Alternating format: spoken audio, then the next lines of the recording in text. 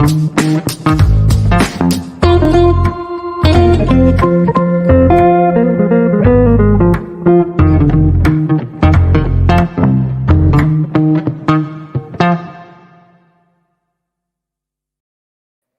evening and welcome to Pellowe Talk. I'm your host, Dave Pellowe, and tonight we've got a very interesting program. There's a lot going on in the state of Victoria. We're going to be talking about that.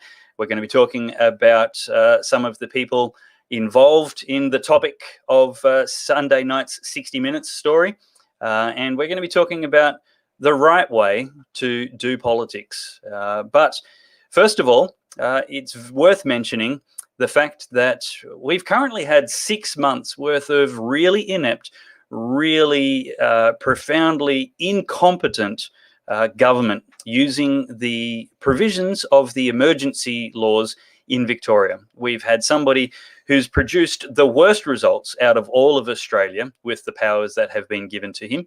And now Daniel Andrews is after twice as many again. He doesn't want to subject Victorians to just the 6 months which they've had to endure, producing the worst results and strictest lockdowns in the nation, including the rationing of food, including curfew on the entire population after 8 p.m. at night.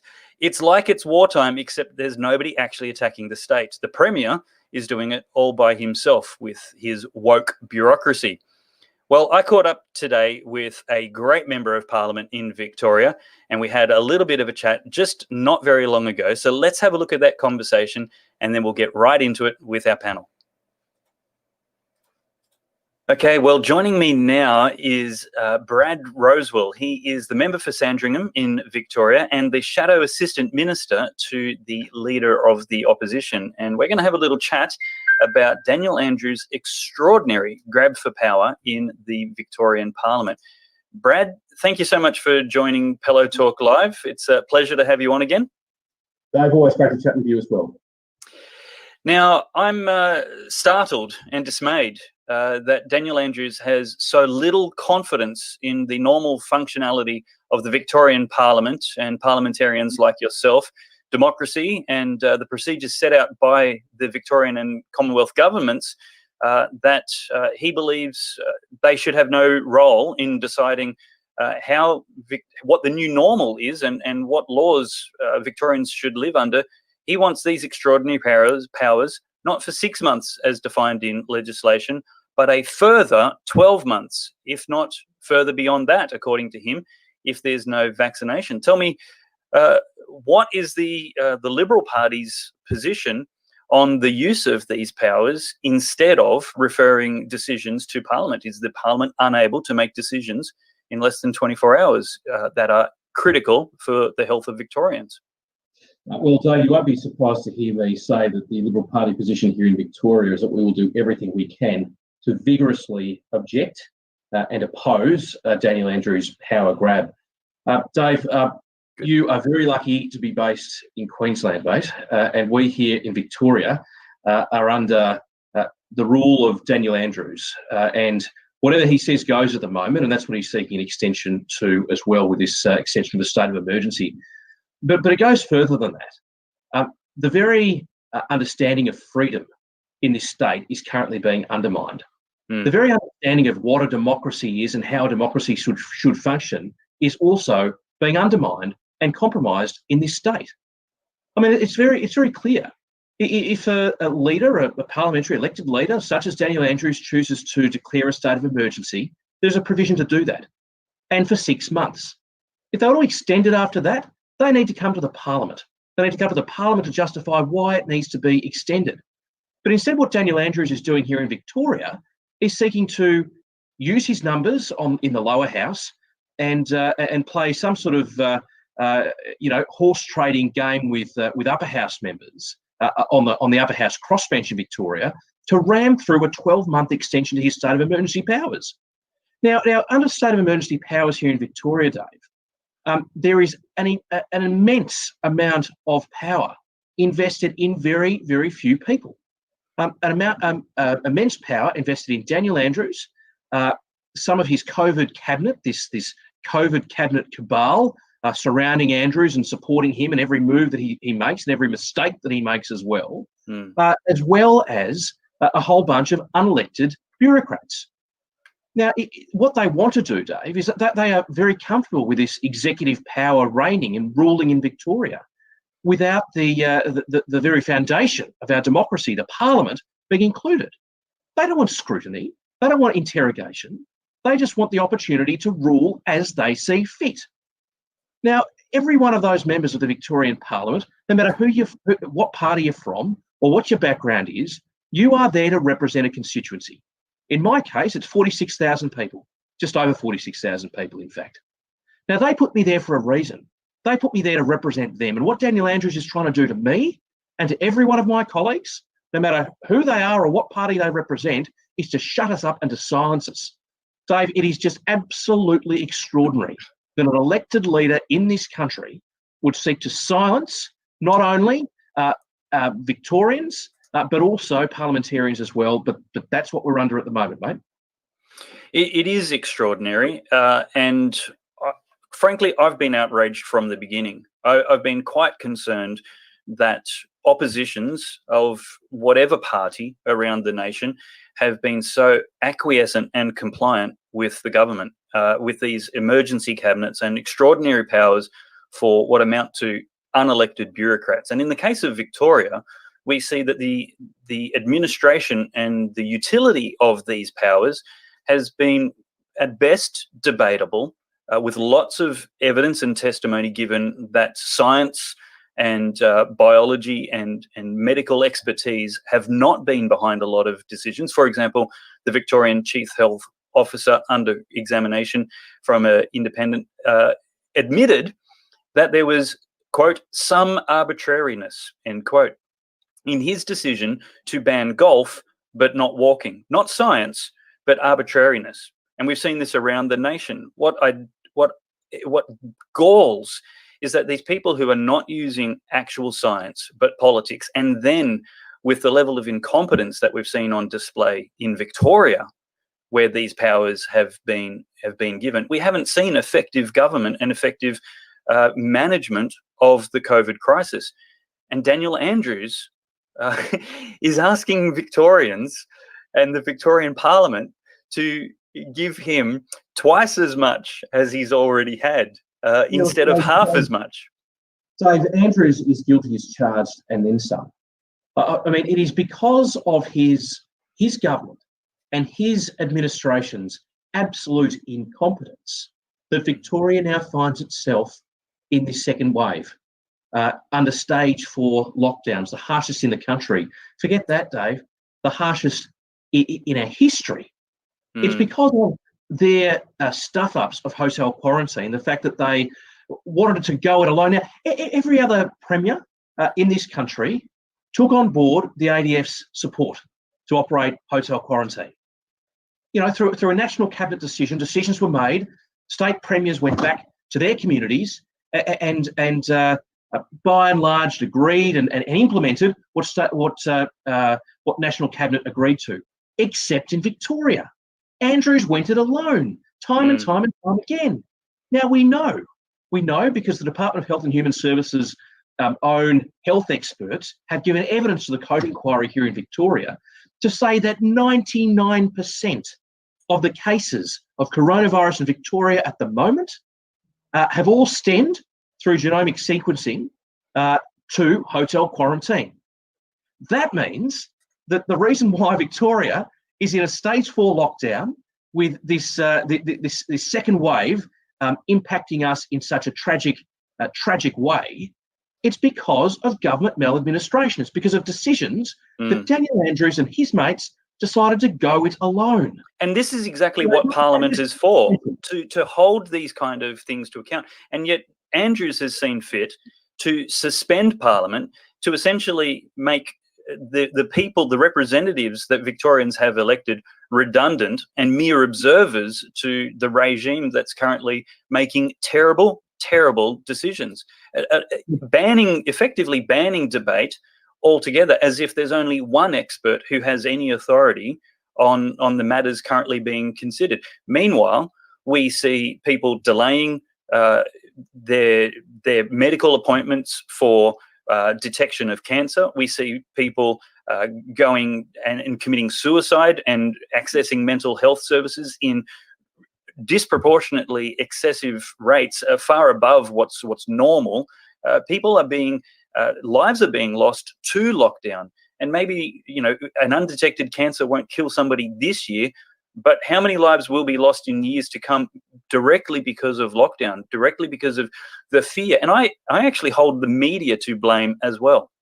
They have whipped up an extraordinary amount of irrational fear, and that is helping people to cooperate and acquiesce to the demands of a dictator for extended emergency powers.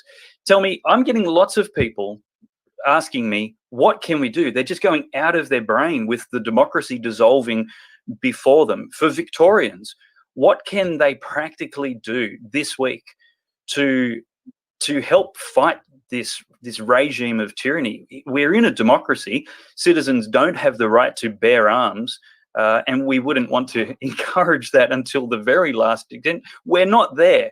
But the warning is for a population to not be complacent while democracy is eroded. What can citizens do that's peaceful and democratic to hold the Andrews government to account? Well, Dave, I think you raised a very important point, and I will answer your question directly, but you raised an important point as part of your preamble there, and it was around numbers. Now, this is something that really irks me, and something that I want just a minute to articulate to you and for your audience. Every single day, Dave, every single day, Daniel Andrews gets up in front of the media and he runs through a couple of numbers. He runs through how many new cases of coronavirus there are in Victoria. He runs through how many total numbers of coronavirus there are in Victoria. He runs through how many people have recovered in the last 24 hours of coronavirus here in Victoria. But he doesn't mention some of the most critical numbers that I think will shape, I know, will shape this state's future for the next 12, 18 months and much, much longer. Not once, Dave, does he mention how many suicides there have been in the last 24 hours, how many people have lost their jobs in the last 24 hours, how many businesses have closed in the last 24 hours and will never reopen again. He never talks about, in the last 24 hours, how much additional money the state of Victoria has borrowed to get ourselves out of a hole that is the making of Daniel Andrews and his mates. Exactly right. Those things, Dave. They don't talk about those things. They're not interested in talking about those things. And nor does the media. The media is towing the government line like they've been utterly prostituted for government control. Dave, it's appalling. Frankly, mate, I'm not one to complain about the media. It is what it is. We know the operating environment we're working in. And if I can't convey a message that I want to convey with the media's support or otherwise, then I'm not doing my job correctly, mate. I'm not here to blame other people. I'm just here to tell you the facts as I see them. Now these are the facts that people do need to hear about, because arguably the deaths and the lives affected, acutely by the health crisis that we're facing at the moment because of coronavirus will potentially pale into insignificance because of the suicides, the economic impact, the closure of businesses that will affect our community for a much, much longer time. Now, something that Labor don't have a plan for here in Victoria is a plan for economic recovery out of coronavirus. Now, wouldn't that be great? Wouldn't that be great? But no, what they're doing at the moment is that they're spending borrowed money because they've stuffed up and they've got no other reserves to draw upon, and they're in it to their eyeballs, and they're not taking any responsibility. They want to shut you down. They want to shut me down. They want to shut the Victorian people down, and they want to rule by executive government. Well, we're not having anything to do with it. Now, you asked me a question about how people can get involved and what people should be doing. Dave, I think I've said to you before, and if I haven't said this to you before, I apologise. Politics is not a spectator sport. Politics is not about sitting on the sidelines and crowing and complaining from the outside. Politics is an active thing. It's a noun, not a verb. People need to roll their sleeves up. They need to pick up the phone. They need to contact their local Labor members of Parliament, and certainly the upper house crossbenchers will, and they need to convey to them directly what they think. There is a very active part for every Victorian to play under this threat of an extended 12-month lockdown. And my encouragement to every one of my fellow Victorians is to roll your sleeves up, to either sign up to a political party and to get politically involved, or call, at the very least, call your local member of parliament, Labor, Liberal, crossbench, and tell them what you think. Get involved. The future is in our hands. Yeah, well said. And I think you meant politics is a verb, not a noun. You said it. You might have said it the other way. The Victorian schooling system, Dave. So you're absolutely right. It needs. Your point is well taken. It needs action. It's an action word, and I'm not making. Look, I think we need to learn from history without wanting to readily compare any situation to the worst moments in history. But the worst moments in history happened with a permitting population that did sit on the sidelines, that did cluck their tongues in dismay perhaps, but did very little, in fact. And so you're absolutely right. This requires action. The etymology of the very word democracy means power to the people. Mm. This is the future of this state is in the hands of the Victorian people, Dave. So instead of sitting back at home and crowing about, what could be happening or what should be happening or how things should be happening, or could be, pick up the phone, get involved. I'm hearing from these people all the time, and they do feel very frustrated and very powerless. They really do wonder what difference they can make, and they, I guess, they compare themselves to those who are actually in Parliament and feel, well, if they can't do anything, how can I do anything? Is there an actual power to people calling their local members? What kind of heed will that get? Well, Dave, we don't know if we don't try. We don't know if we don't try, and the cost of not trying is a lot greater. Those numbers I was talking before about those people who are committing suicide. I spoke to a local parent who's a funeral director just last week. She told me in the last 2 weeks she's buried 2 17-year-old girls in their final year of schooling. That in the weeks prior to that, she's buried 2 local small business owners. These people feel helpless. They feel helpless. Those 17-year-old girls, Dave. And you're right. These are not numbers that are making the daily briefing. They were in the prime of their life with the world at their feet. And they felt like they could not continue. Every one of those numbers, Dave, every one of those people who feel like they can't go on, every one of those people who have lost their jobs, or those business owners who will never reopen again, they're not faceless people, Dave, who we just talk about in terms of numbers. They are our fellow Victorians. They are our fellow Victorians. And so, fair enough. Okay. Just continue to commentate from the sidelines. Sit on the edge and complain all you like. But I tell you what, if you do, you're practically as complacent as the people making the decisions in this state. Yeah. So I'm serious, Dave. If people want to see a change in this state, they need to pick up the phone, they need to roll up their sleeves, and they need to get involved, and they need to do it now. I think you're 100% right, and I fear the justification for anger is also 100% right, because if there is a powerlessness, it comes from being in the minority. It comes from the majority being silent, if not giving approval and assent to the current abuse and grab for power from the Premier, instead of power being in the House of the People, the Parliament. That's where it should be. And I fear that there are far too many people who don't watch this program, who just watch mainstream media, who have no information other than to go, oh, it's for our benefit, therefore whatever he says must be right. That is what cross-examination is for. That is what opposition is for. That is what 2 houses in the Parliament are for. There are checks and there are balances for the health of democracy, and that is for the greater good, much more than any emergency power. Brad Rosewell, I thank you very much for your time, your thoughts, and your efforts to fight the erosion of democracy in the once great state of Victoria, and may it be great again.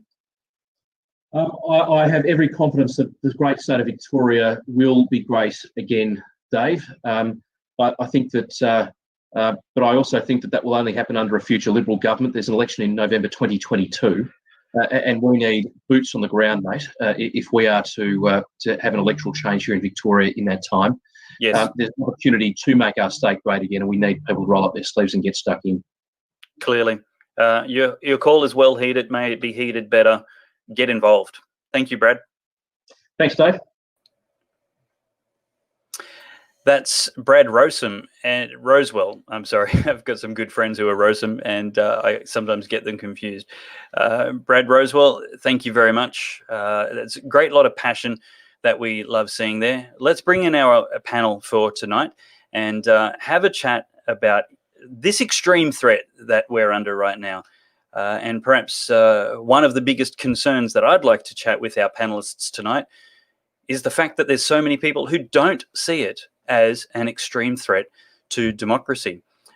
Joining me tonight is veteran journalist Corrine Barraclough. Welcome to the show, Corrine. Hi, how are you? Very well, thank you. Veteran journalist. You make me sound 110.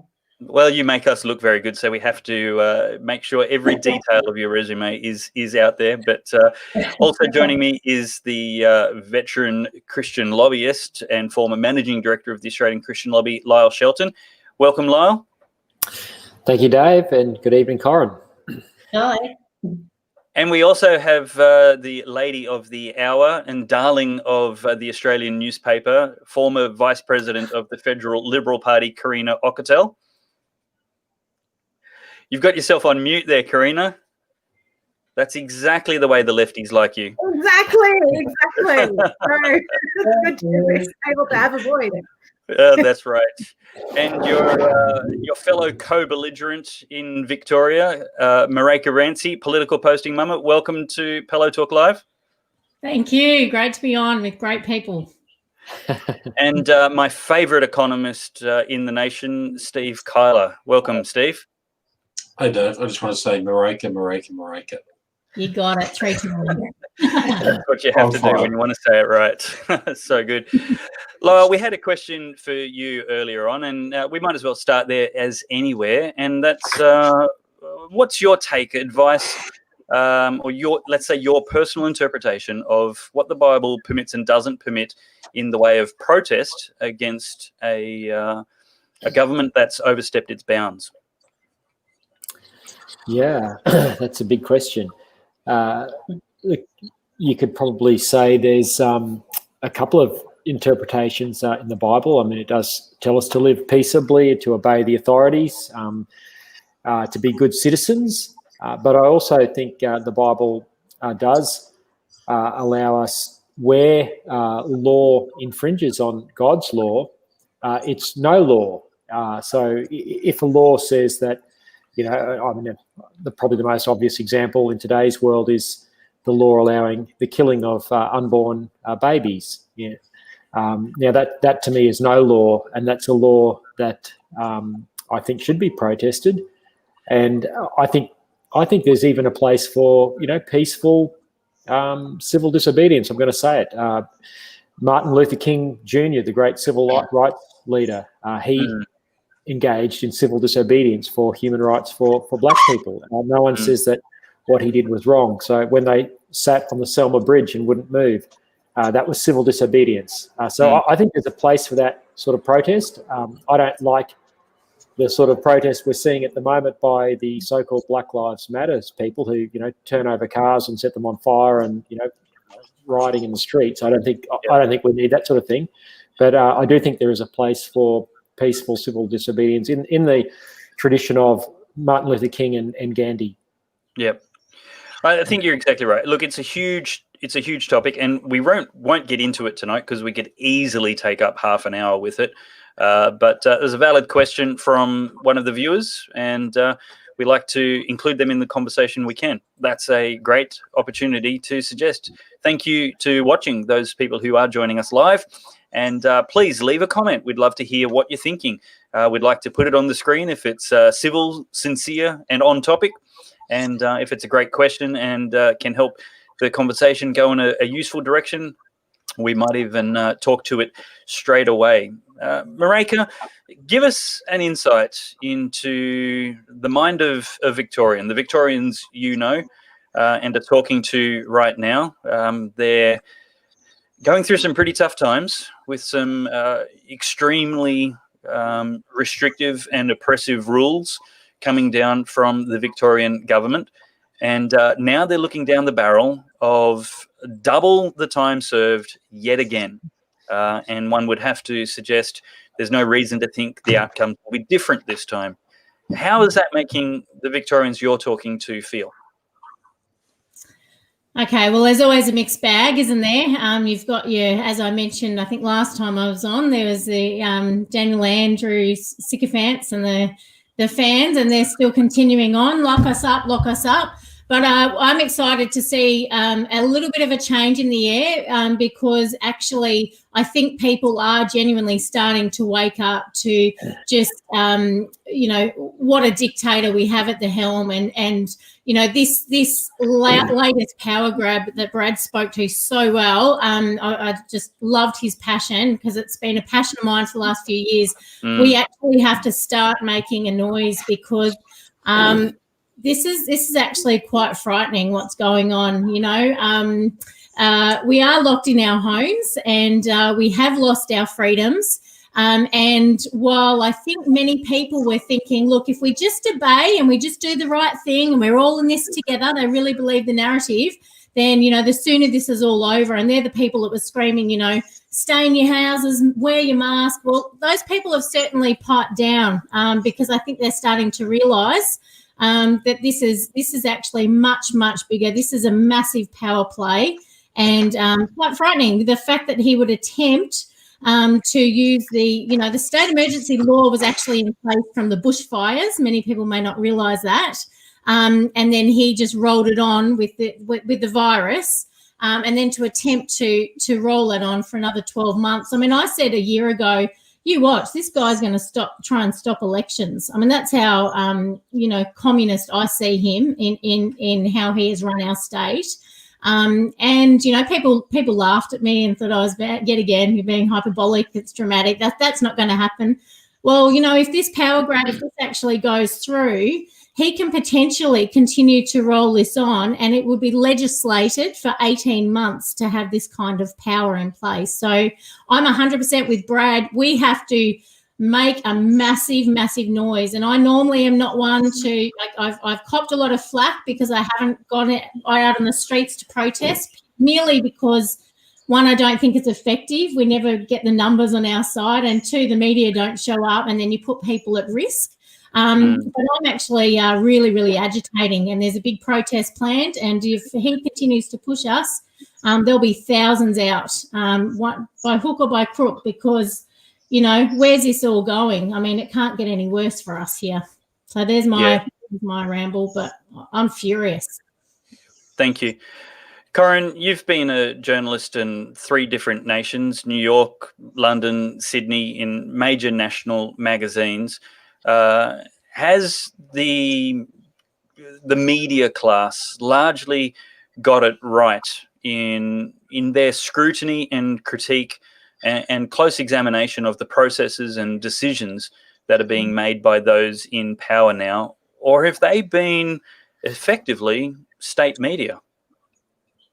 It's a really interesting question. And, I think probably actually the media in each of those 3 countries that I have lived and worked in, you'd say different things about. The British media is a very different beast to the US media and different to the Australian. But, I guess just to pick up on that point, I was really interested today to read a piece by PVO, Peter Van Onselen, in the Australian, criticising Dan Andrews. And I would say that that's probably the most important point that anybody sane in this country wants to see from anybody working in the media at this point.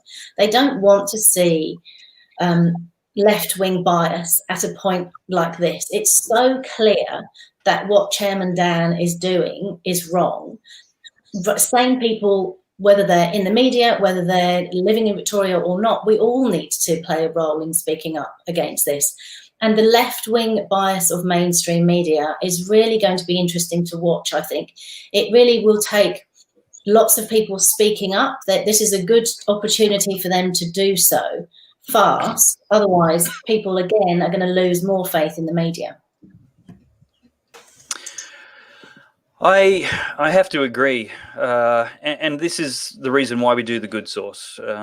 It is somewhat a rhetorical question, but this is what media needs to be doing. And I certainly have no media training, no journalism training, citizen journalist at best, but I'm not even sure that I want to be called a journalist these days. As I said to Brad with some strong language, I think there's many people who give journalism a name not much better than used car salesman. And that's an industry which, of course, there's great people in. I actually just bought a used car today. But there's so many people that have given it such a bad name that overall the public perception of the trustworthiness of the average professional in that industry is very low. So that's something we're trying to fix is, look, we don't want to be media. We actually just want to be independent. And we want to be transparent. The most important thing for any journalist to do, wherever you work, is to ask questions. And what people want, readers or your audience, whatever that, they want to see people who aren't afraid to ask the really important questions. They're not afraid to hold people to account. And they're interested in telling real stories. The real problem that I think we're seeing really right around the globe in the media is each media pocket is telling a narrative. And the real good thing about social media is that actually real people have now got a voice, and real people are seeing that what they're being told by mainstream media isn't reflective of reality. We see it time and time again. We're seeing it with some of the social media and the video footage that's coming out of the US. We've seen footage from Portland, Chicago. We're seeing what's going on. And that's not what the mainstream media is trying to tell us, because ultimately they know, or they think, that it would help Trump. So, this is the mess that we're in with the media. And it's all become incredibly transparent because social media has shone such a bright light on that now. Yeah. Let me address a common criticism very briefly, because I want to ask Steve a question. And that is that people will sometimes accuse us, 6 conservatives here talking on a conservative website, of being just another echo chamber. Well, no, here's the deal. The echo chamber is what you get on your TV 24/7 and most of the main sheets, the broadsheets, the daily newspapers. That is the echo chamber. Providing the balance to that imbalance is the acoustic treatment for that echo chamber. And we don't pretend to be objective, non-partisan, unopinionated. When we're giving you opinion, we very clearly identify what that is. On the website, all the articles that are opinion are labelled and categorised opinion. And then all of the articles that we write, which are pure news without opinion or commentary, are labelled briefing. We want to be transparent in that, unlike a topic that we're going to get to very shortly. But Steve, tell me, what do you think? Has the media been executing their job well? Where do you see room for improvement, if any? Thank you, David. I was only talking about the media with my father the other day. I suppose I'm very different to many people, having lived in a dictatorial country, Indonesia, in my very young years under Suharto. I was unfortunate to live through the persecution of the media. I was very unfortunate to live as a young boy through the persecution of people via the very pointed end of a gun. Media is twofold, David, and the rest of the panel and your viewing audience. Its purpose is based on what Hearst was doing in California in the States. It's based on 2 things: content and distribution. That's where it makes its money. Now, following the content and distribution on a 24-hour basis cycle is just never ending. And it needs to fill up 24 hours a day of news content, and then it needs to distribute it. When I was a young fellow growing up, the news only happened 6 p.m, but now it's got 24 news periods per day, and even maybe 48 if you do it every half hour. So when I look at Daniel Andrews down in Victoria, I think I'm a very objective person, Dave. We've known each other for a long time. We've actually disagreed on quite a lot of things, but we've always given each other the respect. And when I read Peter Van Olsen's article today, I thought, like Marijke, wow, If Peter is saying that, then basically there is something wrong down there, even if you try to be unobjective, let alone objective. I always reiterate to the viewers and to people I talk with, it's the people's parliament. You cannot suspend, well, unless you can get away with it, you cannot suspend an Australian parliament basically for 18 months.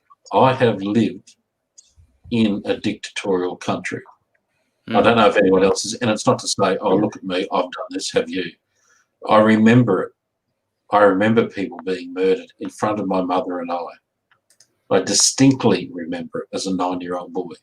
I distinctly remember the absence of the press. And why? Because they were terrified. I distinctly and will never, ever forget it. I don't want to see the people of Victoria's opportunity for their elected representatives not to be present in their parliament. I do not care what side or lane you take in your politics. I want your members of parliament, Sandringham, Warrnambool, Sale, wherever you are, to go and sit in Marijke's parliament. Yeah, I know, done again. The parliament must sit. It cannot be suspended. This is an Australian democracy. It is not an Indonesian 1975 dictatorial regime. This is Australia. There is no reason not to sit. Our federal parliament sits today. Queensland has sat. You can do this virtually. They're proving it in Canberra as we speak tonight, that you can do it virtually. It doesn't matter what you're going to debate in your people's parliament. What matters is if the parliament is not sitting for its elected representatives of the people to be debating topics. If we lose topics, if the cat doesn't cross the road to get to the other side, we lost the debate. But it has to sit for that debate to happen. Yep. And if we lose, we lose. And contrarily, if the other side loses, the other side loses. Yep. We have men and women, whatever gender there are, that have fought for us in countless wars. Labor, Liberal, Greens, Tutti Fruttis, whatever you want to call any one of the political spectrums. Now, they have fought for always for allowing these parliaments to sit. How could this parliament of Victoria not sit when it sat in the Great Depression, when it sat in the Spanish flu, when it sat in the world wars? We have now got technology where 6 people tonight can communicate to an entire national and international audience. How can a parliament not virtually sit? It's inexcusable. And I'm not going to get into the jingoistic un-Australian. Every Labor person, every Liberal person, every Green person, every independent person's Victorian Parliament must sit for the people. And it doesn't matter what the outcome is. Marijke is one person of many Victorians who must have their Parliament sit, and whatever happens, happens. But for it not to sit, for it to be extended for 12 months, defies common courtesy to 5.5 million Victorians. And remember that the rest of Australia, the Australian federal taxpayer, pays for JobKeeper, pays for JobSeeker. I don't mind my Queensland taxes helping out my Victorian persons because we're all Australians. But what I do mind when my Queensland Parliament sits is not having my Victorian persons of any political party not sit. We are a democracy. We are not anything else but that, and that is the pure fundamental thing I share with my 2 children. And if they want to have different opinions to their dad, I'm all for it. But they must have their parliaments wherever they live in this country or territories. They must sit. Yeah. End of story. Karina, Okotel, as a past vice president of both the state and federal Liberal Party in Victoria and Australia, is there anything in your understanding of how Parliament works that now 6 months down the track justifies an emergency power which the Parliament itself is ill-equipped and doesn't have the information or the agility to implement as good public policy? No, absolutely not. As Steve was, very eruditely describing, Parliament has always sit in all kinds of circumstances. Why it would be limited at this time, in this day and age, is incredible. People are having business meetings, legal documents are signed, all, happening virtually. Rules have been changed very rapidly. Schools are, completely different today. Remote learning is happening. Everything is proceeding. You've got telehealth. There is absolutely no excuse for the Parliament currently to refuse to allow that kind of oversight, and then for the government to say, well, the medical advice is we can't meet, therefore it's, we shouldn't go ahead, is quite incredible, because of course, as we've all discussed, it can happen virtually. Everything else is happening virtually. Things aren't stopping because we have to. People still have to go to work, if they can, unfortunately. And the reality is, as Marijke described in Victoria, people are absolutely outraged. I've been, quite shocked at the people who are rusted on Labor supporters. They are actually starting to turn and say, I don't think Daniel Andrews will survive. And, when we have such passionate members of Parliament, as we saw Brad Lakewell earlier on, I think people are going to say that it's people who actually care about the community, people who want to fight for the community that they need to see in government, not people who just want to grab more and more power, people who want to sit on that power and not allow any scrutiny or transparency. That has to end. That is not what Australians expect. Not at all. We expect our Parliament to be functioning.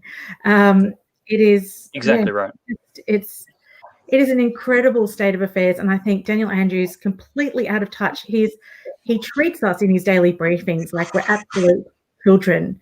I mean, so patronising. Like, this is very complicated in his tweets. He writes, this is very complicated for you to understand why we might be extending the state of emergency. No, we're not. We know exactly what you're doing, and we see through it as well. Speaking of Daniel Andrews treating people as children, let's have a look at this tweet, and then we'll come to you first, Lyle, to have a look. This is a tweet from Daniel Andrews, care of the nation's biggest moron.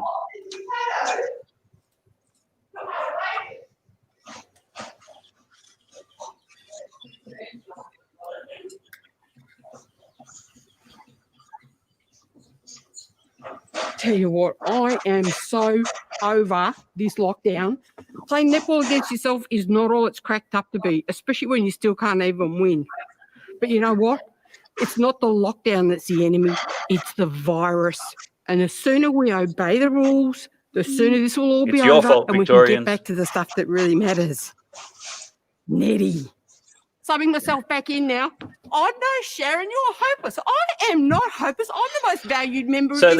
So there's Daniel Andrews sharing a really great political advertisement from Shazza, nation's biggest moron character, thankfully not a real-life politician.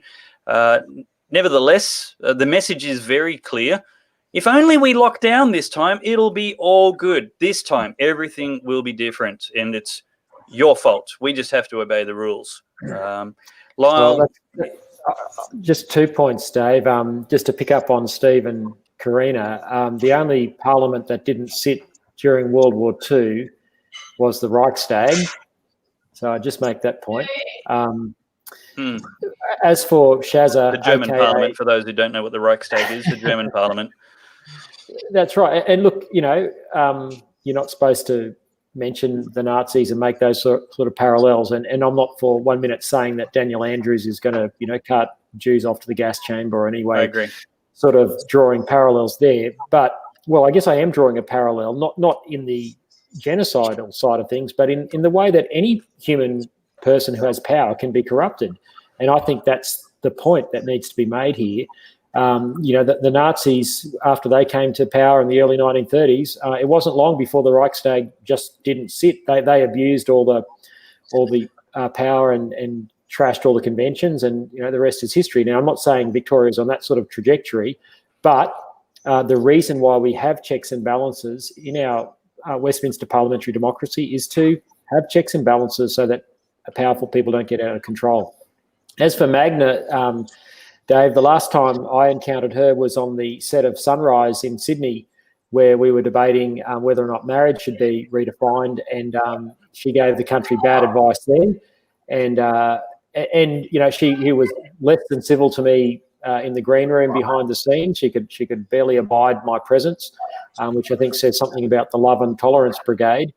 But the last advice she gave to Australia proved to be a wrong turn, and I don't think she's giving Australia very good advice through this netball commercial. No, look, let's move along at a clip. I actually didn't want to do a lot of overtime tonight, but we are actually filling the content rather rapidly. But on the topic of what you're just talking about, there's a great article just fresh to the good source by Augusto Zimmerman, Professor of Constitutional Law in Western Australia. And he basically draws that same parallel, Lyle, that you're drawing. And he's very, very careful, like you, to say, not comparing Hitler's agenda to Daniel Andrews' agenda. But what is comparable is the process by which it all started. And what we have to, as the caretakers of democracy, the voters, what we have to be very careful of is looking for those tyrants don't advertise their tyranny on their way in. Dictators don't advocate for a oppressive rule of the people when they're still trying to get the people on side. What they started with in Germany was the continual extension of emergency powers. Right. And as Karina and Steve have been saying, there's absolutely no reason the parliament can't do its job right now. There's absolutely no justification. If this is the new normal, which we keep hearing about, is democracy out the window the new normal? Is democracy the old normal? Is the parliament both sitting? Like, this is just absolutely ridiculous. I recommend going to the website, checking out that article from Augusto Zimmerman. I didn't know it was there, Dave. I promised you. I haven't looked at the good source today, to my shame. Indeed.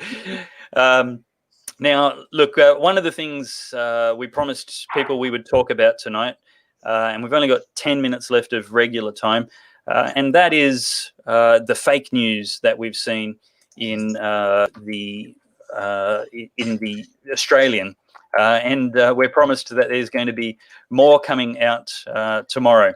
So let me add that to the stream right now, and why don't we have a little look through this? The Australian, by Associate Editor John Ferguson. Explosive secret tapes and the hard right religious plot. We just need a nice sound effect now. Dun, dun, dun. The Christians are coming for you.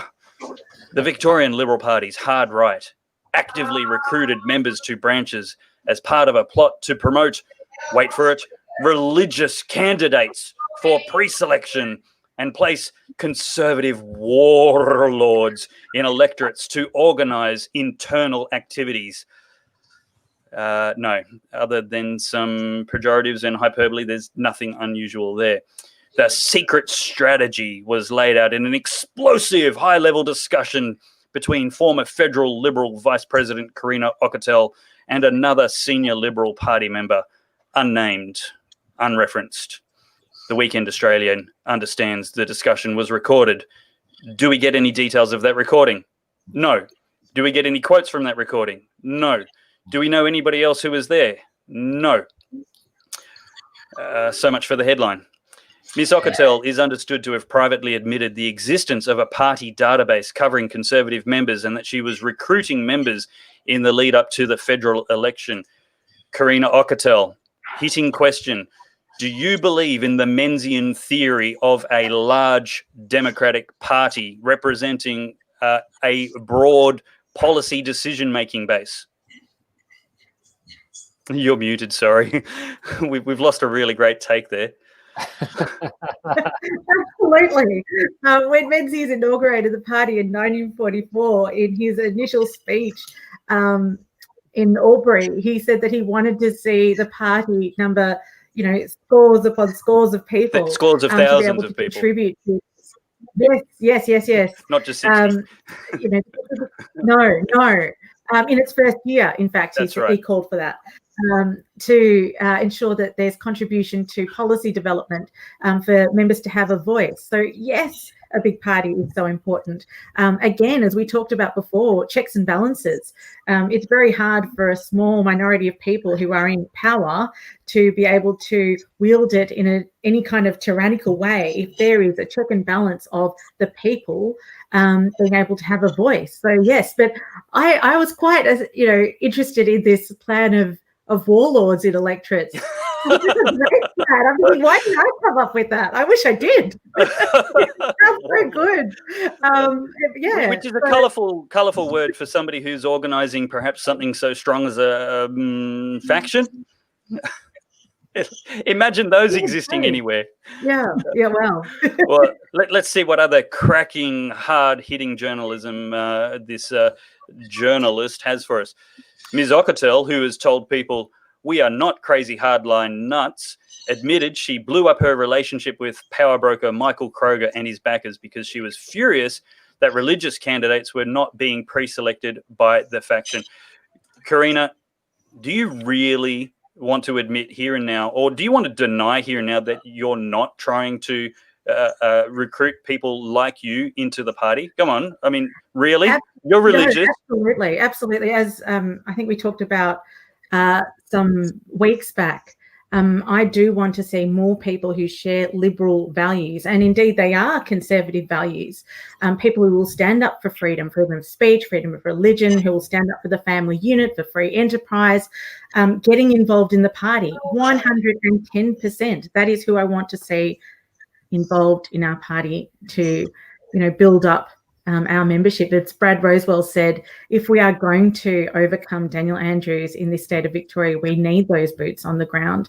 And sadly, we had an absolutely devastating, electoral wipeout at the last state election. To be able to achieve government is going to be a mammoth task, and we need people on board, people who are inspired to fight for the values of what a Liberal Party represents. And that certainly includes values that would never allow for a government to just go on ruling without any scrutiny, without allowing a parliament to sit. Shutting down democracy is the absolute opposite. And that is, again, why Menzies called for a big party, so that democracy could be alive within the Liberal Party. Very much opposed to what the Labor Party stand for, which in fact takes away the rights of members to be able to have a voice. I know, in my weekly wrap-up last Friday, I had Steve Campbell, the National Director of the DLP, explaining why the DLP split and why, even he thought it's basically pointless now to join the Labor Party because members don't actually get a say. The unions ultimately have that power to override any decision of the membership, including pre-selections. Yeah. Well, this wonderful piece of prize-winning journalism continues. Liberal Party, with writing that's probably better suited to the Women's Weekly. Liberal Party sources familiar with the conversation do not wish to be named, but have expressed shock at her comments. And the conversation is now the subject of gossip in Liberal Party circles. Sources have told the Weekend Australian that Ms. Okotel outlined a strategy of introducing conservative warlords in each electoral council in a bid to decentralise factional power. Sounds democratic? And prevent a blow-up that occurred in 2018 when, and here's the bit that really indicts you, Karina. You did not get your way with the faction then run by Mr. Kroger and Marcus Bastian, and strongly supported by Mr. Suck, whatever his name is. So, Karina, you don't have a lot in common with Marcus Bastian, it turns out? Look, I haven't spoken with Marcus for a number of years, but certainly the vision that I would like to see our party embrace is that of what Robert Menzies espoused, and that is one where we have a party that invites people, regardless of any of the attributes of race, religion, sexuality, any of those attributes, but people who share our core liberal values to get involved and to make a contribution, a real contribution on the ground to be able to defeat the Labor Party, not one that is about power and control of a party for one's own ends. And I suppose that is something that I'm really passionate about seeing, is that, you know, movements, political parties, we saw it in the expose about Adam Somyurek in the Labor Party. A lot of people can see the power of politics and can try and wield that power for themselves and their own ends. And, you know, a friend who's been involved in politics for a very long time told me everyone gets involved because they want to change the world. And then slowly, you know, they start compromising because power and that lust for power becomes so appealing, and that, you know, just minute compromises along the way, you ultimately end up, you know, like a Frankenstein of what you started off as this person who wanted to change the world. So, you know, what we really need to see is people who, you know, it really resonated with people when Donald Trump, you know, started talking about the swamp and draining the swamp. And that's because, yes, politics is a swamp, but the only way to change it is for good people to get involved. And we need more people who actually want to see change get involved for the right reasons, not to try and just control a party. So that whole article was just appalling in the promise of the headline and the failure to deliver. A huge, big nothing burger, basically talking about what Menzies envisioned, people recruiting people like themselves to the party, coordinating and trying to get their policies represented. Yeah, and naturally, birds of a feather flock together. Well, I was waiting for the secret tapes because I'm thinking, who's been recording me? Who is this person? I want to know. What is with that? Corrine, you've written a great article we're hoping to publish tomorrow or the next day on The Good Source, just reviewing some of the comments and the sneak peek of your article. In your opinion, as a journalist, the litmus test of how good your article is how the public is reacting to it. Why don't you take us through some of the reactions beneath this fantastic piece of gossip journalism? Sure. Journalism. Well, I always say that actually reading an article in mainstream media these days is never as revealing as digesting the mood of the comments. And like what you'll hear lots of journalists say is, oh, I don't read the comments. In my opinion, that's really egotistical. It's really arrogant. And you've got no business being a journalist if you don't look at the comments, because they're actually your insight into whether you're aligned or out of touch with your audience. So actually, what's really interesting about this article is not the article itself at all, which is just very bizarre and blustery with no real substance. There are over 500 comments pretty quickly on this, and it was deliciously, I loved this. The most read, most liked comment said, warlords, ? Hard right, this all sounds like someone's fervid imagination. And then the second most liked comment just underneath that was, it's interesting that people with Christian values are represented as nutters, yet rarely do we see the socially progressive left labelled as hardline socialist. Please advise all the Christian conservative parliamentarians so I can give them my vote. So you can see the mood of the people there is very much on Karina's side. You know, the language is really bizarre at the beginning of that piece, which I'm always suspicious of very, very emotive language, especially right at the beginning, because it's setting a tone and it's setting an agenda. And setting an agenda is the opposite of pursuing the truth.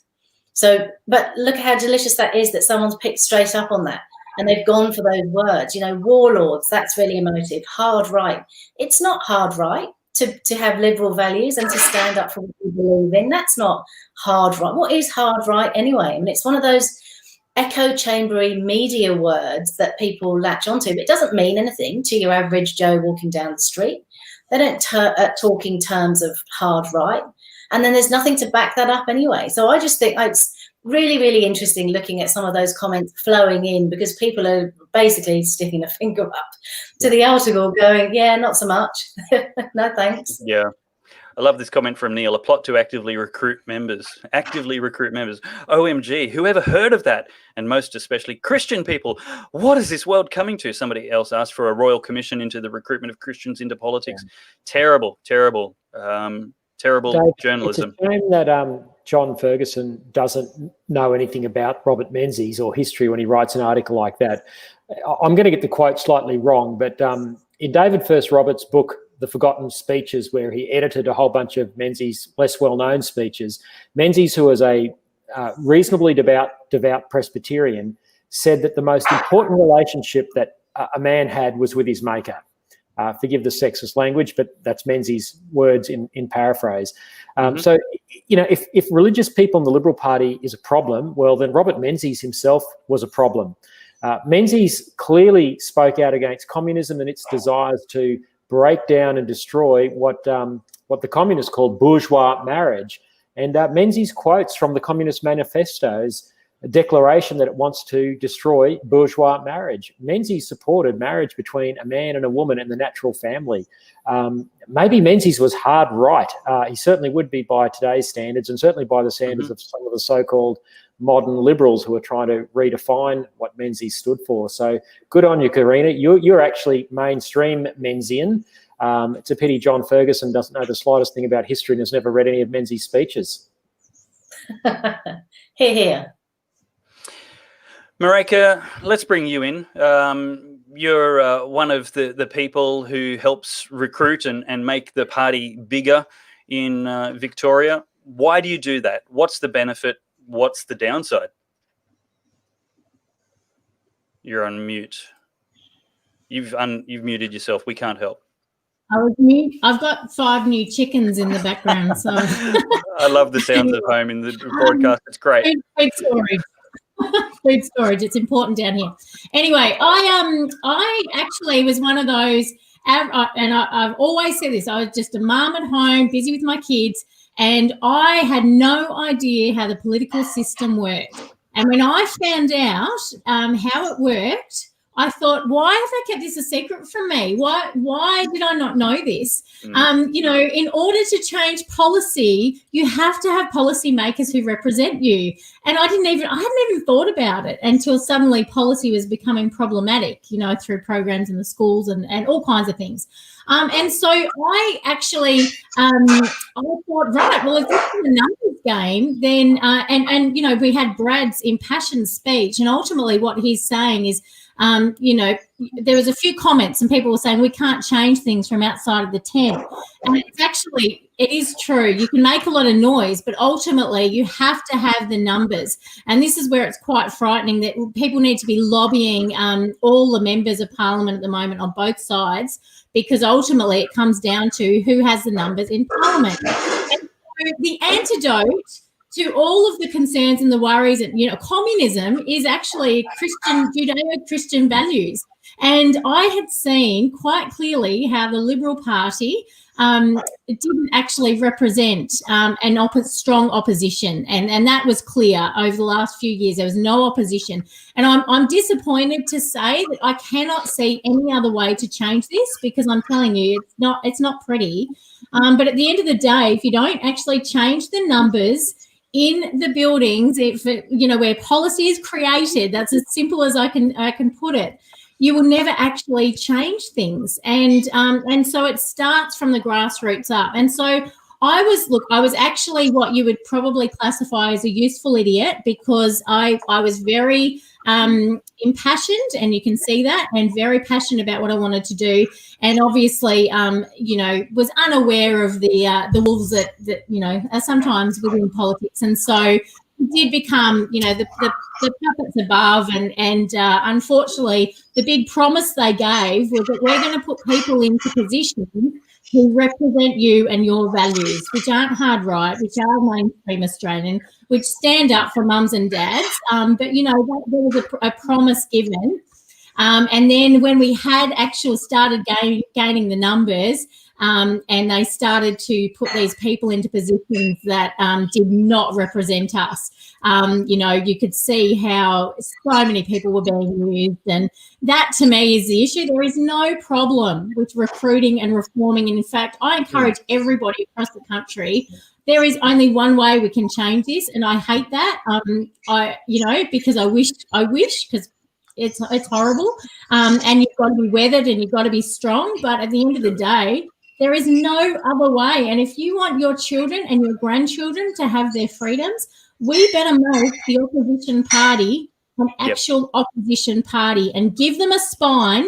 And they only get a spine if they've got the numbers behind them saying, yep, I'm going to put you back in your job.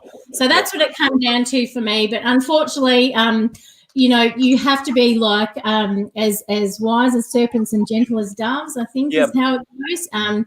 You know, you've got to go in knowing it's a bloody, gruesome war, and people lie and they cheat and they are dishonest, and they will play, you know, the Machiavellian Christian and use those things. So go in wise and careful and prayerful, and you know what? It's a war. Get involved, and I you know, that's what it comes down to, and that's why hundreds of people, you know, my church, you know, often get slandered, but they got involved because the church I belonged to was the only church that actually in the United States in the 1800s had a state mandate on them to kill this religion, our religion, and so my faith is all about freedom. If you don't have your freedom, what else do you have? So it wasn't that we were stupid. We're passionate about actual freedom. And so Christians across the country of every denomination, of every faith, you know, and good people who have values, you have to get involved if you want your freedom, or it is gone. Yeah. Well, the getting involved of people, and I'm just going to summarize and wrap this up and then move on to another topic. But there are some lessons to be learnt from the story which came out on 60 Minutes on Sunday night. And that is a whole bunch of people who were trying to do the right thing and join the party and really match what the leftists have done for decades, and that's the infiltration of institutions. And anybody who would dispute the fact that the Liberal Party has been dragged to the left to the point that a Liberal Party, allegedly right-wing Prime Minister would march in the gay Mardi Gras protesting against the extant laws of the land, and then boast as a achievement that he's undefined marriage. You know, the evidence is well and truly conclusive that the Liberal Party, the right-wing party, has been well and truly infiltrated by leftist agendas. And that's okay. They played by the rules. Now we need to play by the rules. Right-thinking people who want to restore the nation to the ideals that our founding fathers once held for us, then those people are just as entitled to play by the rules and play ethically. One question recently in the stream, if we can maybe find that, Adam, was essentially, how do you do this right? Well, we've seen that a whole bunch of good people with good intentions have been manipulated and led astray by people who talked the talk but didn't walk the walk. They tried to help get people pre-selected who didn't share conservative, right-thinking values or policies at all. These people were proudly pro-abortion, proudly pro-homosexual marriage, and other things which, you know, were really dubious credentials for a conservative. And this at the cost of people who had strong conservative values. So the lesson for people here is, if you don't want to be part of a branch stack, well, pay your own money to be a member, join for your reasons and not somebody else's, and be an active, independent thinking person who is not led astray, not easily manipulated, who will take and gather evidence from a number of people and then think and vote for yourself. Why? To defeat Labor. To defeat Labor with the best candidates that the right of centre party has to offer in Australia. And who are the best candidates? The people that look like you, the people that think like you, the people that talk like you. And here's the deal breaker: the people that vote like you in conventions and in parliaments. And if their voting record says they're moderate, which is the euphemism for far leftist progressive, then they're not conservatives. It doesn't matter what badge they put on. If they're like Kevin Rudd and stand out the front of a church doing a photo op every weekend, but then proceed to advocate the opposite of what God wants, That's not Christian policy. You can't support it. I don't care if my plumber's a Christian. I need him qualified to fix the pipes. Same deal for my politicians. I don't care what they're doing on Sunday. What I care is what they're doing in Parliament and in the party. And if they're dragging my party away from family, conservative, traditional Christian values, they're not going to get my support. They're entitled to support, just not mine. So people, to get this right, don't abdicate, like Marijke is saying. Don't sit on the sidelines. Get into the battle, but don't be some pawn of somebody else. Think for yourself, fight for yourself, turn up, be counted, be heard, and be an independent thinking person looking for the candidates who represent you. That is the Liberal Party that Robert Menzies started. Dave, can I just jump in? I know I've said a bit tonight, but I knew Marcus Bastian and had breakfast with him about 5 or 6 years ago. Great, talented young fella. And I remember warning him at the time, you know, as Christians getting involved in politics, that's a good thing. We should try and recruit, play by the rules. I said, let's not ever behave in a Machiavellian spirit. You know, we're not Graham Richardsons who do whatever it takes. I've warned him, and I've warned others. I'm all for, as Marijke said, getting good people involved, as Karina's been involved in. Let's encourage good people to get involved. But unfortunately, power and manipulation go with politics, and it can even sweep up good people, and I think that's what's happened. And unfortunately, Marcus was caught in recordings, saying some terrible things, saying things that are potentially advocating things that were potentially illegal. And also using terrible language that's unbecoming of people who purport to operate in the spirit of Christ. I am sick and tired of the use of the F word in politics. I've seen Christians use it over and over again. It's the lingua franca of politics on both sides. Kevin Rudd, who put himself forward as this wonderful Christian in Kevin 07, he was one of the worst exponents of the F word. And it's right across politics. I'm sick of it. I think if you're going to be in politics, we need people who will operate in the spirit of Jesus as a humble servant leader. And you might say, well, that's naive and idealistic. Well, so be it. But I think that's the way it's meant to be. The reason in civil society we have rules and constitutions and ways of engaging civilly is because of our Christian roots, and that's the way the game should be played. And I don't care whether you're on the left or the right. If you're into power and manipulation and crass language, then you're just another hack, and that's not what this country needs to help solve the very real issues that are confronting it. Yeah, well said, Lyle. And this is the point. If you follow somebody, it's going to turn out that they're human, and maybe they misled you. And that's why you have to go in with eyes wide open, constantly assessing the fruit and not the sticker on the sleeve. It doesn't matter what badge or identity they claim. Look at the fruit in their policies and their conversation. Steve, Kilah, we've seen, I guess, Victorians in an unusually oppressive state. And one of the best things I love about federalism and why I'm disappointed whenever I hear somebody say abolish states is the fact that we get to compete. And that means people can claim refugee status and leave Victoria. In your investment and economic study circles, what are your contacts in the real estate industry telling you about the evidence, the data? Is there a bit of a migration beginning? Thanks, Dave, for the question. Yeah, there is. And it's just being purely brought out by blunt numbers.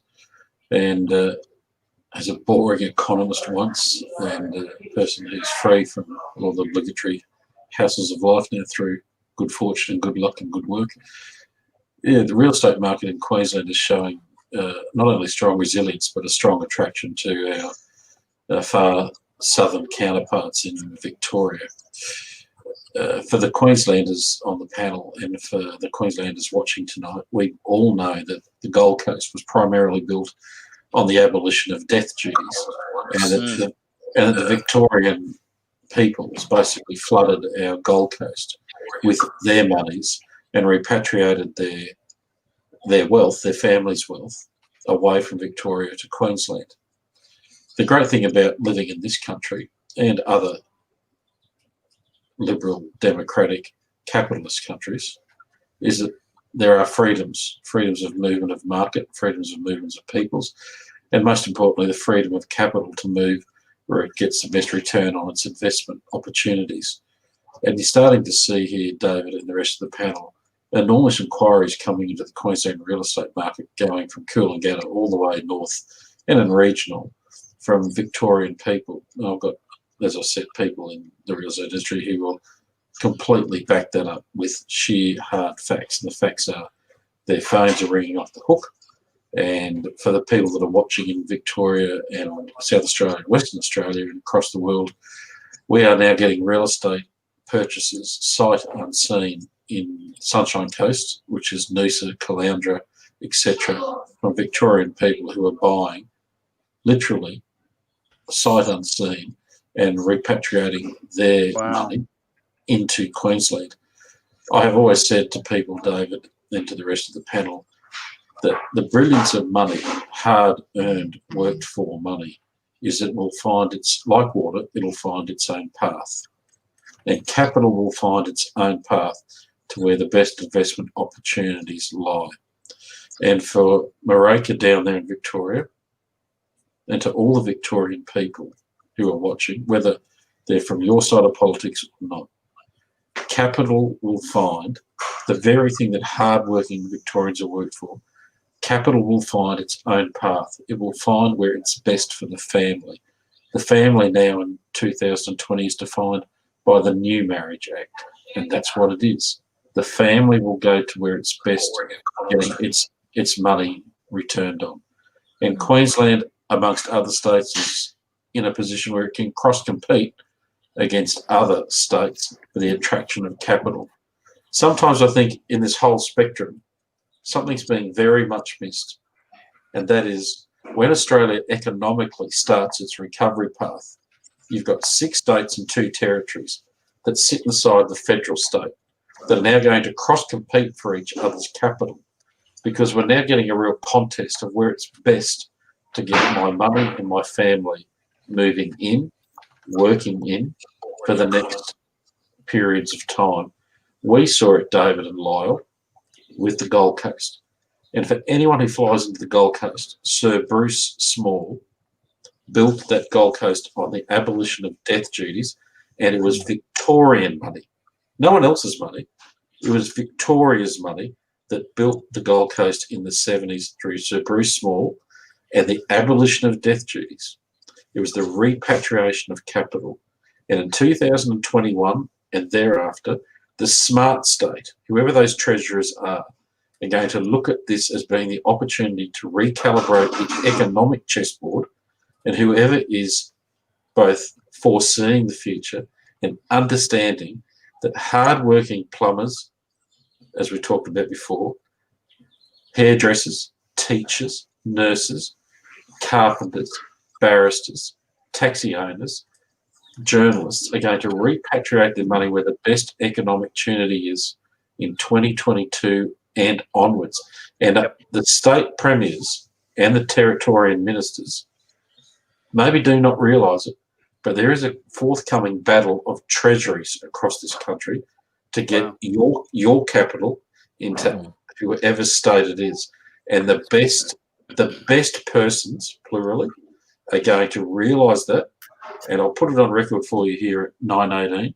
The state that's leading the race to repatriate the Australian dollar to their state, and I don't care what colour of the political spectrum you want to put it, is New South Wales. They are understanding economically that they are in the race to get the capital.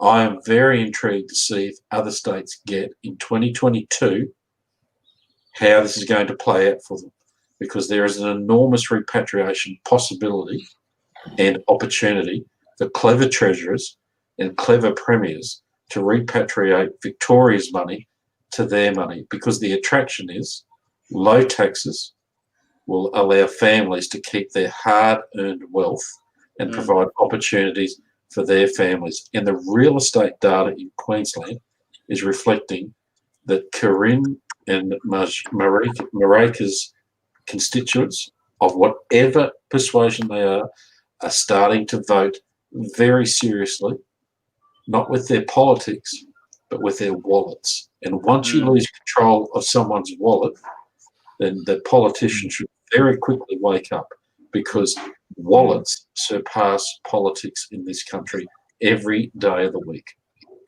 Well, if you're in Victoria and you'd like to move to Queensland, we would like to have you. The more people who watch this show who come and help vote out the Labor government here, appreciate it. But at the same time, maybe we'll just have to build a wall around Victoria. Does anybody just really... Dave. We've got to have a resistance. We're part of the resistance. Well, let's have a quick look at that, and we might begin to wrap up here. We won't have a short comment. Feel free to take a couple of minutes to comment on this. But let's have a look at the news and then the Facebook event. There is a protest planned for not this Saturday, but next Saturday, the 5th of September, in Melbourne. And without knowing anything about this at all, then I actually think this is a great idea. I mean, surely Victorians need to now be doing everything within their power, short of armed resistance. But then again, the population's been disarmed, so that's not possible. Exactly what dictators do. But let's have a look at news. The Daily Mail. Adam, if you can just bring that up. There's a headline planned there. It's right at the top. Another Eureka Stockade chilling warning. Let's have a look at it on my computer. I've got it without the ads. It's a graphic ad. That was weird. It's not the coronavirus. I've got the wrong thing up. There we go. That's the thing I'm looking for. And there's the link. Copy, paste. Here we go. Brave browser, no ads. There we go. Exclusive, another Eureka Stockade. Look, this. I hope this is wrong. Chilling warning, blood will be spilled on the streets as 11,000 furious Melburnians vow to take the streets to protest any stage 4 lockdown extension. Look, here's the caution I would urge is, guys, let's not be very careful of a protest that could be hijacked by really toxic elements. That would be really tragic. And if that happens, just call it off, go home. That'll be unfortunate. The real danger there, Dave, is Antifa are going to turn up and start creating melees for the TV cameras to make it look like the violence has originated from the protesters. I've seen that happen at events that I've run in Melbourne. Yeah, that's right. You have too, Dave. You have too in your tours. Yeah, I have too. And the real danger is in Victoria. They're worse than anywhere else in Australia. Basically Berkeley. But look, so here's the now I've got to try and find the Facebook page. We'll throw that up now.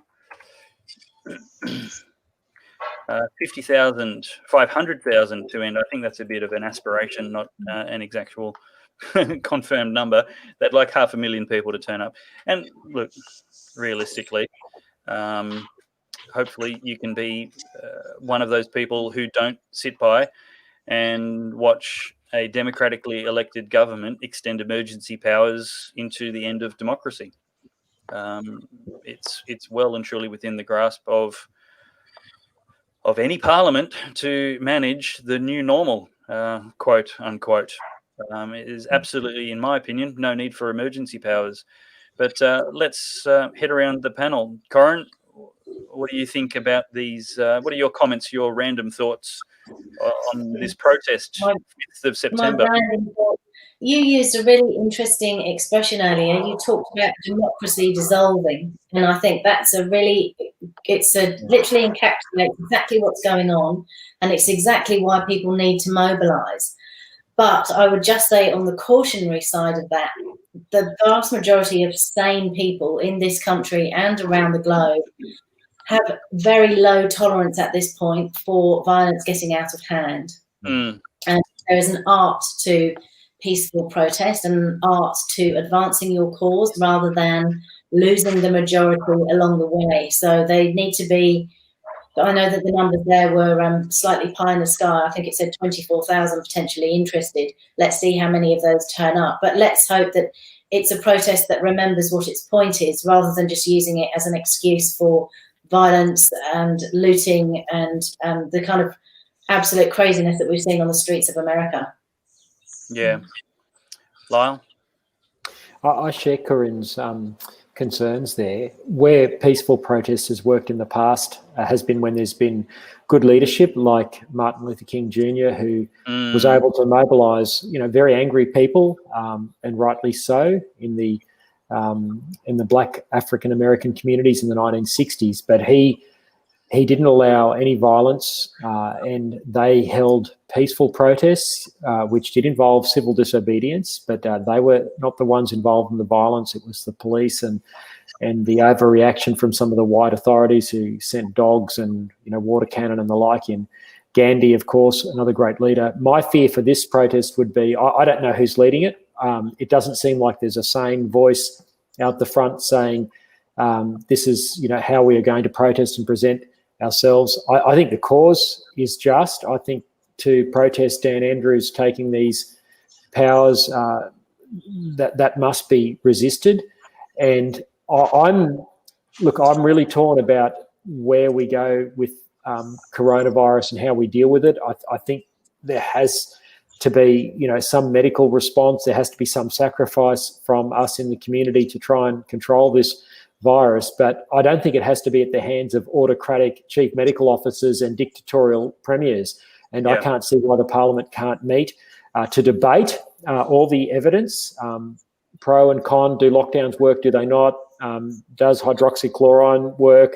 How can we as sensible adults meet this challenge without destroying our economy, rather than just having dictates? I think, we're past that phase of the crisis now where we were prepared to accept some limitations on our freedoms when we didn't know what we were dealing with. We know a little bit more now. We're still discovering more, but I think that needs to be thrashed out in a democratic context, because we can't just keep responding to outbreaks of this virus with hard lockdowns all the time. We have to find a way to keep our economy going, stop people committing suicide, and making sure businesses can flourish. If Dan Andrews has his way, there will be no Victorian economy in 12 months' time, and that's going to hurt the whole country. So we can't allow him to have this power to make it up as he goes along, because there's too much at stake.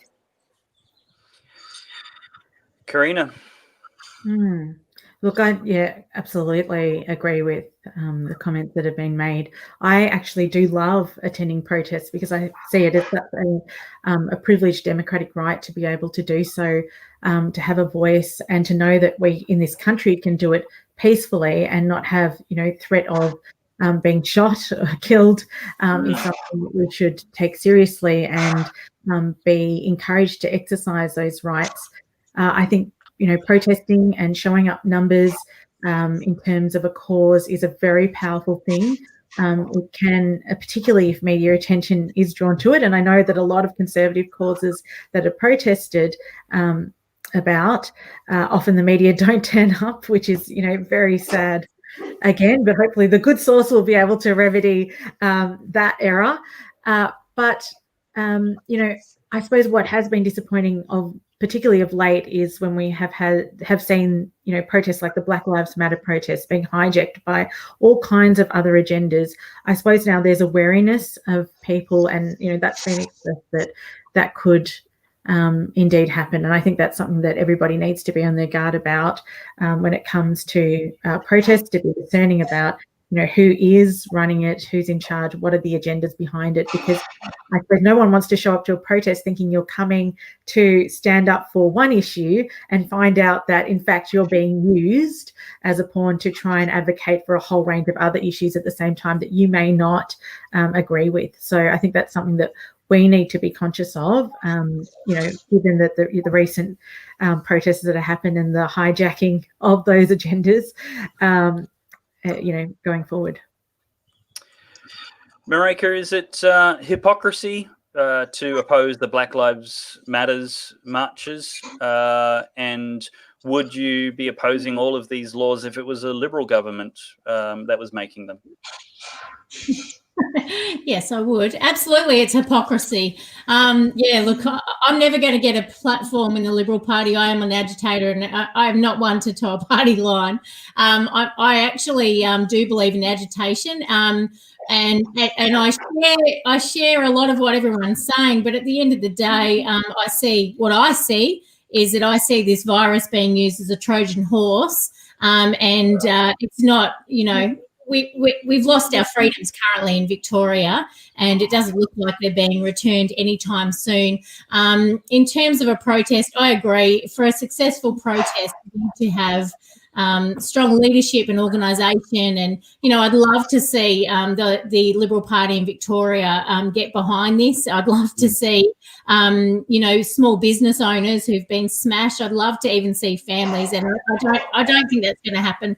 First step, though, is always to lobby your members of parliament.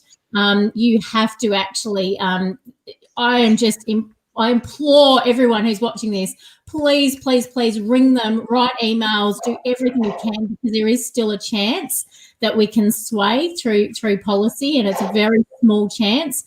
But if that doesn't happen, then what? Are we going to sit in our houses forever? I mean, the stuff that is going on here, it's not acceptable, and so like I said, it's the first time ever I've started to feel like I may need to attend a protest, but I have concerns as well, and I will be watching as to how it's organised. I think people wanted me to lead the charge, and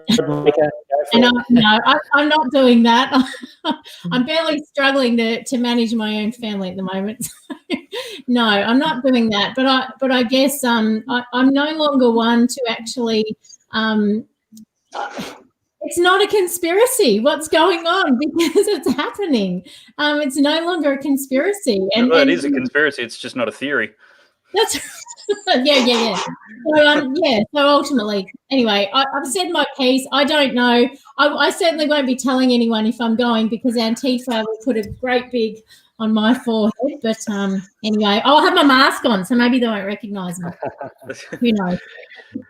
Steve, should this be nationwide if it's organised in Brisbane? Are you tired enough of the oppressive laws going on here? I think somebody sneezed in Cairns, and I'm grateful Palaszczuk didn't have a big red button to launch a nuclear attack, because I'm pretty sure that's the level of overreaction going on right now.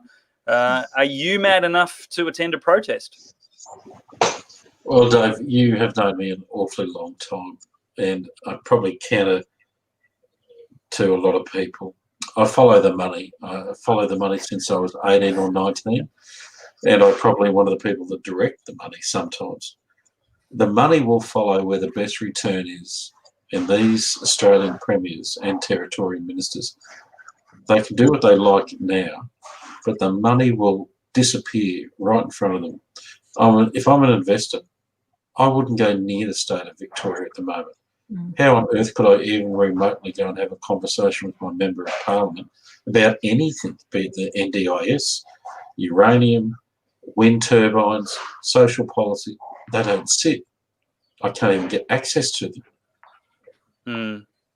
It's the most brutal thing I would say with your audience tonight is that every single person, and I know it sounds like a broken record, but in our family we have divergence of opinions on just about everything. But the one thing we all agree on is that Marijke's parliament and Corrine's parliament has to sit. It doesn't matter how it sits in 2020, virtually, in real person, but it has to sit. The money and the Victorian Treasurer has to, it doesn't really have to, has to, in my opinion, wake up. The money will not come to Victoria. Why on goodness earth would I or you or anyone at all of any political persuasion watching anywhere tonight invest in Victoria? They talk about sovereign risk. How on earth could I put any capital into manufacturing, social policy, anything, if the parliament won't sit? Because what happens if the money gets invested and the parliament changes its mind about what was a good investment for social outcomes? There's no debate about anything. There's nothing to be discussed. I can come to 7 other states or territories and invest in things that matter to whoever it is that I'm representing, if it's myself or whoever, because they sit. This is something, David, and the rest of the panel and your people watching tonight, that's not remotely being discussed. March 2021 is when JobKeeper stops. That's when the states and the territories are no longer being propped up by the Australian taxpayer, and they are then literally on their own as to how they make this all go forward.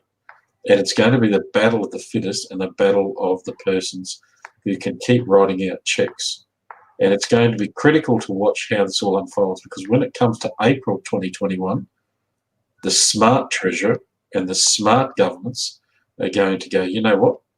We need capital to invest in public housing, public infrastructure, because your audience, if you're watching David's program tonight, there is a massive competition for private capital all across the world to prop up the following countries or continents: Europe, North America, the Middle East, Africa, and Asia. The money that we're borrowing, when you go to AOFM, comes from private capital, and it is being savagely competed for in 2021, 2022, 2023, and thereafter. These federal government deficits, which prop up JobKeeper, are being funded by international investments and local superannuation funds. And we have to wake up to the fact, David, that this is what we're vitally competing for: private funds propping up the investments into our future communities. And if Victoria is going to put up this front to the Australian populace and international investors, it will just spook and terrify people away from propping up money into that economy in 2022, 2023. I'd say one last thing. Why would I and anyone watching tonight invest into Victoria in 2022, 2023 if I could invest in Western Australia or Queensland or Tasmania? What would be the attraction point to invest in it if its democracy will not sit for all of its 5.5 million people, all of its 88 seats, and it doesn't matter who they are in those seats, it's the People's Parliament. And if there's one thing I'm savagely disappointed for Australia tonight, is that 88 members of Parliament in Victoria, representing the 1/4 of Australia's GDP and turnover, is possibly not sitting until 2021 September. It's hard to literally believe this is happening, but it is. And Victoria deserves a hell of a lot better. And the rest of the country, if we're all in this together, deserves a lot more than having one of our states not being democratically sitting. Yep. It's just not Australian. It isn't. And if you're in Victoria right now, it's battle stations. It's a foregone conclusion that Daniel Andrews is going to ram this through using the numbers he has in the lower house.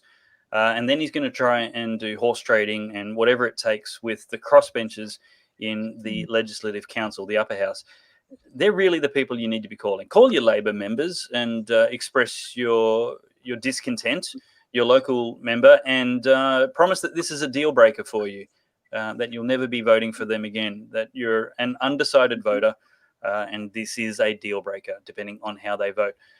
But call your upper house members, call every politician that represents you, and let them know that you want Parliament making decisions, not unelected bureaucrats with emergency powers that go on and on and on ad infinitum.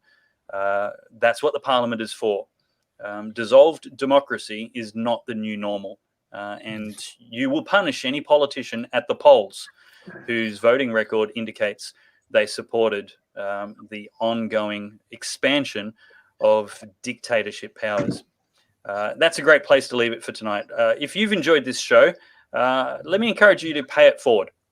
Now, this show is free, and we don't want to put any paywalls on it. The whole Good Source platform is free, and we're bringing you a new show every single day. And check out this Thursday morning for a new show from Professor David Flint called Take Back Your Country, which should be of great deal of interest. And Professor Flint is a constitutional law professor who's very, very qualified in these areas. And so check that out Thursday morning. But let me encourage you to put your hand in your pocket for $10, $20 a month to help the Good Source keep going. We need to expand our production team, expand the content that we're producing, lift the quality to be the best, because we need to replace the mainstream media. The journalists these days have become little more than corporate ad salesmen trying to get traffic to their website, and news is an optional part of their job. So let's get a news source that's reliable, balanced, and is going to bring the balance to the echo chamber, which is the ABC and the rest of the corporate media. Thank you for watching tonight. Please share it with your friends. Thank you for your comments. And thank you very much to the panel for joining us. Corrine Barraclough, Lyle Shelton, Karina Okotel, Marijke Rancie, and Steve Kilah. We'll see you again next time. See you soon. Good night. Thanks for having us. Bye.